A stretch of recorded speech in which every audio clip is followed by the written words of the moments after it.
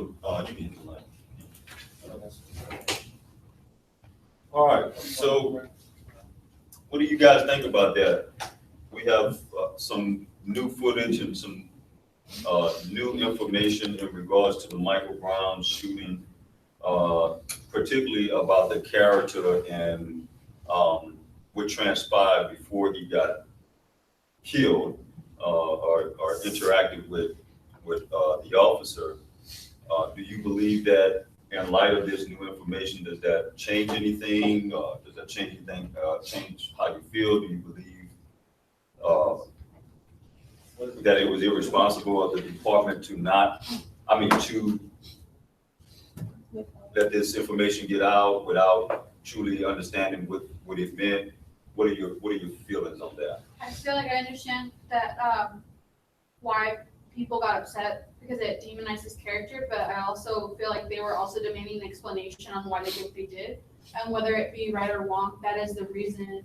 One of the things that they considered, while letting the officer go, was the character, like the nature of his character. So if that's what they considered, and whether it makes the person look bad or right, that's the answer to what they were asking. They just didn't like the answer. That's interesting. Anybody want to comment? Tyler, did you want to say something? I saw your hand. No, I was just asking what they, I missed it. What was the new evidence they had released? Was it something that he had done for criminal? Apparently it shows him doing a drug deal. He The night lays before he out a was bag of killed. weed on the counter and Yeah. So the clip Selling that weed is the punishment, like that's not punishment for selling weed, so that's not, like, that shouldn't, just because he's a criminal doesn't mean he deserves to get shot. And whatever else happened to make it seem like he might have had a gun or whatnot, that's other circumstances. Mhm. So do you believe that the video is relevant? Is it, not this video, but in light of this new information, is it relevant? Is this relevant information? Does this change anything? I feel like it does. I feel like it's relevant due to the fact that it shows that he, with the employees that worked there, I guess the night before, that he had some type of relationship with them. So when he came in the next day, and I guess they got into it, I feel that it justifies that he's not.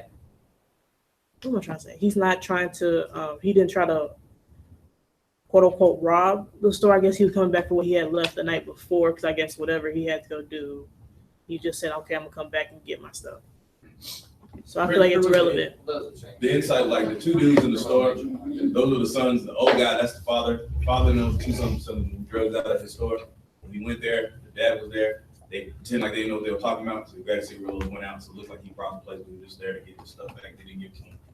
Now this new evidence shows what exactly happened. Right. Yeah, we only got the last half. Right. And it was an altercation. Between the dad and Michael Brown. Right. Dad didn't know. Dad just thought he was taking stuff.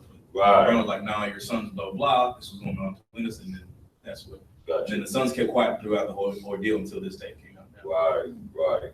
So that's excellent. Does that change anything? I don't think so. No. No. He should have never been shot and killed anyway. Period. He should. Why? Why do you say that? He just shouldn't. There's other means to apprehend a suspect other than to Get shoot him tased or something. like they did. Even the guy was bigger than the officer, but even at that, you learn skills on how to handle situations like that other than just pulling your weapon. He didn't have a weapon. He was not a threat. But didn't the Reports say that he was It doesn't reaching matter. for Their whole They officers' still guns? teach their whole stuff. excuse was the fact that they didn't know that he didn't have what they thought he might have, but that's still. Well, that's I still- don't remember hearing about, I know that He there's tried to grab other it. ways of apprehending. yeah, I heard that he tried to grab the officer. That's what the whole media, the news media was doing, was like, apparently Michael Brown tried to grab the officer's weapon, that's what they claimed was going on, that's why he shot him. Right. So he tried to I mean, grab the I don't weapon, know. and the officer had. I don't. That's what I didn't understand. If he tried to grab the weapon, if they're fighting over the weapon, how did he get the advantage to shoot him? If they're both trying to fight over the weapon, I didn't understand so that. much bigger. He reached for it. Yeah. So, so that and so there's some gray area as far as how that transpired, as far as the whole weapon scenario, because we don't really know what happened, and we don't have access to the grand jury, because that's what he was able to, to say what happened, but But that's only one side, because the other side ain't say what happened. Is it a question So, of and whether, that's the sad part. yeah, but is it a question on whether it's justified that he got shot or not, or whether it's justified the video got released? That's What is my, the I feel question? like now that the video's out, I feel like the police department needs to be held responsible for not, I guess, releasing the video. They all agreed it didn't change it. so you think the police department, how many feel the police department should be held responsible for not releasing the other half of the video? I mean, responsible to what extent, like, To I what- feel like the prosecution could have used that in their argument. Wait, the prosecution or the defense? The prosecution, that prosecuted officer. They're both entitled to discovery, they both are entitled to investigating it, and if they wanted to use that, they have every right to go to the store and pull up all the security footage. It's not the other person's responsibility to make your case. So if they want that video, they could have got video. Good, I'm glad you brought that up. So let's understand, and this is CJ 101, right? So remember, the grand jury is not an adversarial process. It's not the defense against the prosecution. We hadn't got there yet. Just see there's enough evidence to be brought. Awesome. Grand jury does not convict. Grand jury does not determine whether or not someone is guilty or innocent. they look for probable cause. They look for probable cause. So we didn't get a chance to get to trial with Officer, what's his name? Wilson. All we did was convince the grand jury to read the evidence, go over the evidence, and determine whether or not there was probable cause to charge this officer with murder, manslaughter, whatever, criminal homicide. The evidence showed that there was not. Now, understanding that, how do we feel, do we believe that that piece of information that we have, would that be relevant toward the grand jury finding probable cause to convict or to charge him for a crime? I mean, It definitely doesn't make him look. But I feel like when officers like use the self-defense, like they're usually gonna win that on like when they're, is it when they're exonerated? I mean, to get exonerated, right? Right, well, what they call it is a no bill for grand jury. Either you're gonna be indicted, A true bill. yeah, but no true bill, I'm sorry. But like when, if they had like video footage of him, like with that altercation, I feel like it could have probably had a different result, but like you heard of the Walter Scott killed, shooting? I think I did. Like they got, someone recorded the officer shooting him in the back, Right, yeah, and Oh, yeah. he Right. got, And he picked up something and walked it over to the body and dropped it. right. Like someone was filming behind the fence. Oh, yeah, was that like? And it's Right. like, I saw that, right. Now, that was egregious. I mean, you clearly see there's that. nothing that could be. but with this, I think that we're just showing the latter part of the video. It gave almost like an excuse, like, well, yeah, he was already strong armed in the neighborhood, is doing this. So yeah, he shot him, and it's gonna pretty much be easier to let him off. But now, if he would have had the whole picture, it would have given more insight, would have given more thought into like, well, wait a minute, let's look at him a little bit closer, a little bit deeper. What about the witness, the eyewitness, the guy he was with?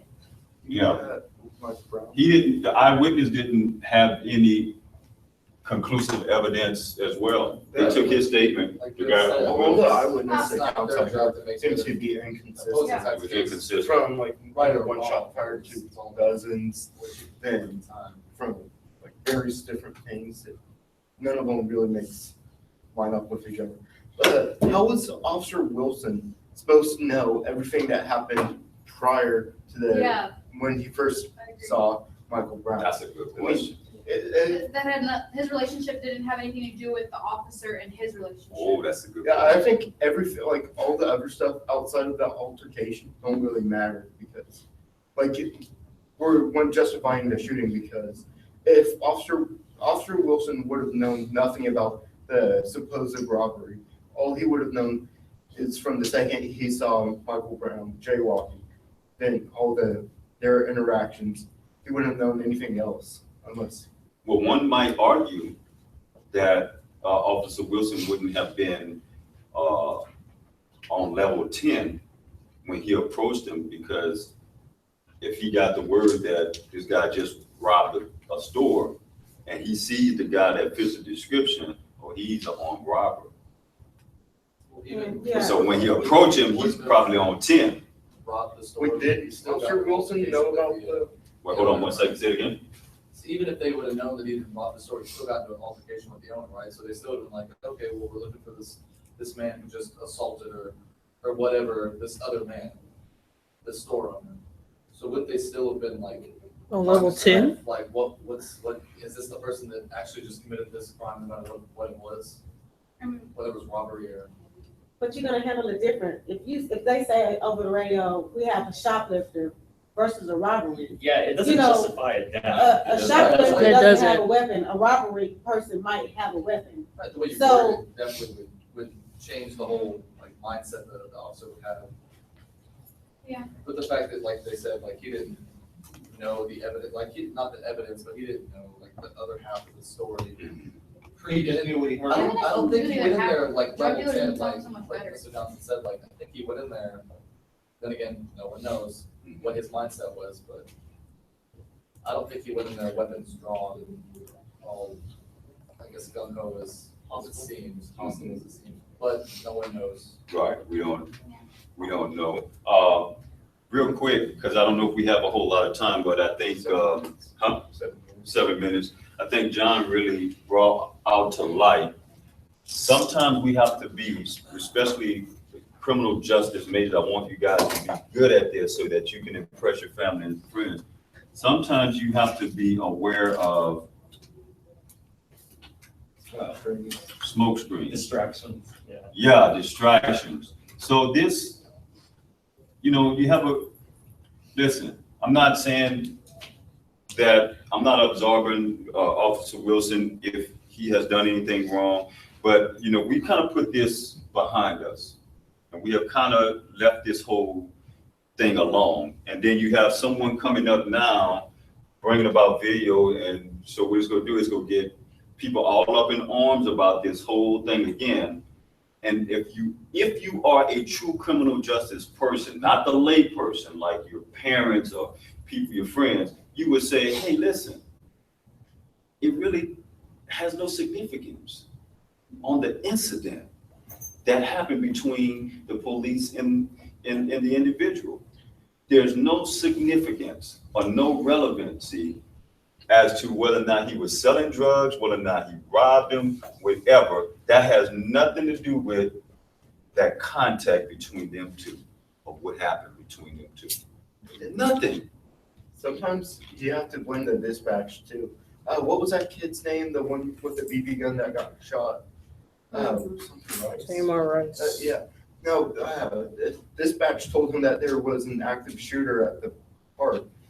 From what, that the people who called 911 saying that there was a kid, that someone was waving around a gun and firing it. That's what I heard, so. Well, the dispatcher didn't relay to the officer that the suspect would likely be a juvenile and the gun would likely be fake. Yeah. So So it was lack of communication. yeah, so when, Did she know it was fake? No, but the caller, person who called 911 said that was probably the case. Yeah, so when the officers got the dispatch, they thought they were heading into a guy with a gun, a real gun. So when they got there, they didn't really think, oh, hey, maybe we should. Think it off. You gotta start- Like, I mean, the officer got out of the vehicle and No, 2 the seconds car wasn't later, gonna stop you. he was You on the gotta ground. pop Like, the- there- I don't They just understand that. shooting. Yeah, He didn't even just take the shot- time he to didn't take assess time the to situation. situation or nothing. It's, So let me ask you this. if by doing you with a police uniform and you get the call of an active shooter, and you see the guy when you get out of the vehicle, you see him with a gun. I'll be at 10. I'll be honest with you. I need you to put yourself in these individual shoes. You're gonna think, What are you gonna do? are you gonna I wait? mean, you can be at a 10 and, you know, have your weapon drawn and everything, but I think It's so the video, the video, I think the video showed that he was making a movement that could be interpreted as reaching for something. The video is not too clear, so it's possible that the officers interpreted his movements as reaching for the gun. And so they responded in force instead of wait, okay, let's see what this guy does. If he was reaching for the gun and started shooting at him. But if you're on 10, you're not gonna He wait. wasn't reaching. The gun John, was what do you like have? that. The gun had like that little toy Jay? gun. He wasn't reaching. One of the reasons why I really don't speak though is because you can sit here and think about it and analyze all of it, but whenever we're in uniform and we're going to the call, I mean, it's a whole different scene, a whole different scenario. And it's either, am I gonna go home being shot by a 12, or how old, either way, it's a gun, you know? I mean, we don't have time to realize, is it a BB gun? Right. I have a family and kids at home, and I mean, You see the BB gun nowadays, it looks pretty real. They're heavy. Yeah. They don't max up, falls out, you load them like a regular, handgun. I If mean, you, split second to see if it's a real gun or not, and you need that. it's tough. And this is what I challenge you to do. I don't know if you listen to me when we in here. I challenge you, if you have any friends that are police officer, I want you to ask them, are they familiar with this phrase? That's every police officer's, goal. Yeah, they have, ask them about that. And ask your father. You ever heard him say that? Yeah. I'm going home. At the end of the day, I'm going home. And so that is ingrained in every police officer's mind on every scene that they go on. And you get that call that there's an active shooter, I don't care how old he is, and he has a gun. When you get out, your first thing is, I'm going home. I don't want to take a chance in that I say something to him, he turns around and he shoots me. I'm going home. And so, that's the whole thing. And same thing with Wilson. He wanted to go home, and he didn't know whether or not he would go home or not. Now, here's what I would say to all the criminals, whether you're black, white, Hispanic. If you are a criminal, I was waiting. huh? So I know it's only 2% of the crime, but Yeah, not a whole class of people. you're right. But and actually, I'm being a little sarcastic because I don't want to, I'm just saying, if you are a criminal and you want to live to do more crime tomorrow, don't resist. I guarantee you, and this is my argument to all of my people, is that I've never absolved the police. If they're wrong and we find them wrong, that's fine. But what I do tell my people is that if you want to live, don't resist. If you look at every black male who got shot by the police, each one of them was shot, resist. Whether it be, just don't resist. Just sit there, let them do what they're going to do. If this time you didn't get away, because Lord knows how many times you got away, but this time they got you, put your hand behind your back and go to jail. You live to commit another crime once you get out. But they're resisting and they're not making it another day. So, all right, is that pretty much it? Good deal. All right, we'll see y'all.